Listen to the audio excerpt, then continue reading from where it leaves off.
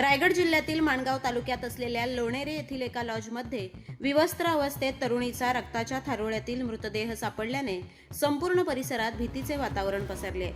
आरोपीची ओळख पटली असून तपासासाठी 4 पथकं रत्नागिरी व मुंबई बाजूने कार्यान्वित करण्यात आली आहेत. दरम्यान या घटनेनंतर पोलिसांनी तपासाची सूत्रे हलवली असून याबाबत डीवायएसपी शंकर काळे यांनी सविस्तर माहिती दिली आहे. कोरेगाव पोलीस स्टेशनच्या आधीमध्ये लोणेऱ्यामध्ये एक ओंकार लॉज आहे.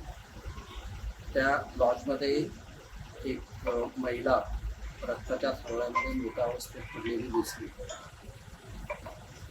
त्यावरून पोलीस हेड कॉन्स्टेबल चव्हाण यांनी दिलेल्या तक्रारीवरून कोरेगाव पोलीस स्टेशन मध्ये खुनाचा त्याचप्रमाणे लैंगिक अत्याचाराचा गुन्हा दाखल करण्यात आलेला आहे. आरोपीची ओळख पटलेली आहे. आरोपीला शोधण्यासाठी रत्नागिरी त्याचप्रमाणे मुंबई बाजूला पोलिसांची 4 पथकं ऑलरेडी कार्यरत आहेत. या गुन्ह्यामध्ये आतापर्यंत आरोपीच्या विरुद्ध खूपसा टेक्निकल एव्हिडन्स कलेक्ट झालेला आहे. मृत महिलेची ओळख पटलेली आहे. तिला तिच्या शरीराचा इन्क्वेस्ट पंचनामा करून नंतर पोस्टमॉर्टम करण्यात आलेलं आहे. पोस्टमॉर्टम करून पार्थिव नातेवाईकांच्या ताब्यामध्ये अंत्यविधीसाठी देण्यात आलेलं आहे.